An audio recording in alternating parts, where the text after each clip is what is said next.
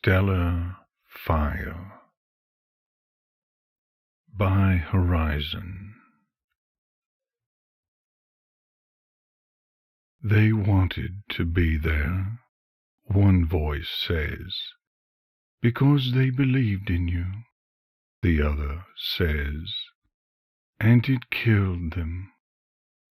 There are two foreign voices clashing in my head. She made me promise to continue the project, the first voice says. It is cold, detached, the void between the stars, the darkness that defines my light. It tells me I have done no wrong. I defy that. I cannot recognize it. I do not want it. But it is part of me. I have a terrifying suspicion that this is how Luna felt when her jealousy began to whisper to her. I know it's not true, but I am terrified nonetheless. She made me promise to continue. Dispassionate logic echoes. It should console me that reason agrees with the first voice, but it does not, because reason also provides the counterpoint. But why did they have to die at all? The voice has a name.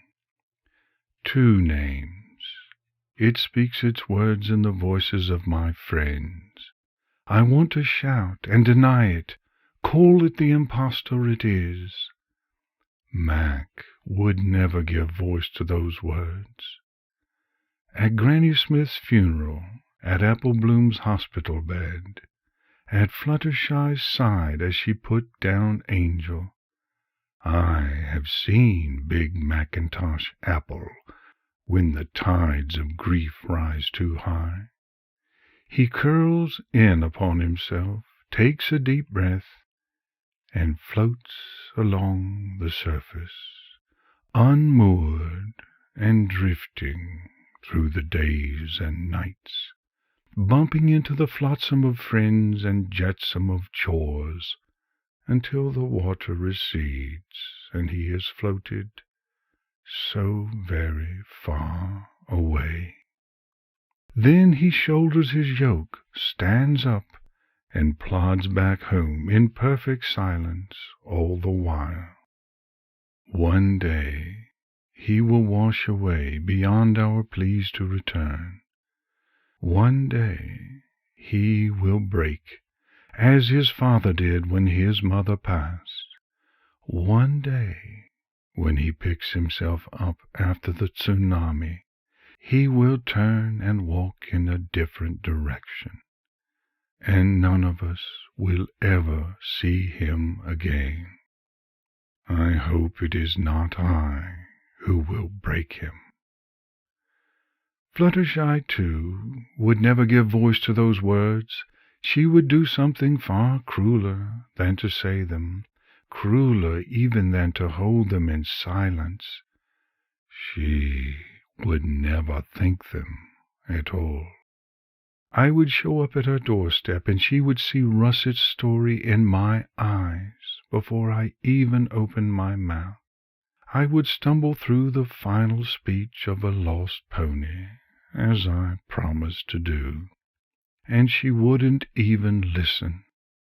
I would get halfway through the speech I'd spent days memorizing, stammering through my tears, and I would miss a word, tripping over Trixie. And she would step forward before I could stop her, and she would hug me. I would lose it completely, bowling into her shoulders, and I couldn't shout at her. I would be too weak to say, "Hate me," too weak to say, "It was my fault." Every fiber of my being would be crying out for her to mourn, to blame, to hurt, to hit. But she would just hold me as I sank weightless to the floor. drying my immortal eyes, and shushing me like she shushed the foal who would grow up to be murdered by me, as surely as if I'd nursed him on the icy daggers of my royal teats. And Twilight, she'd say, Twilight, velvet voice over velvet hoof, as I flailed to draw blood upon a non-existent iron edge. Twilight, listen. As I hyperventilated, listen, she'd say, listen. They wanted to be there.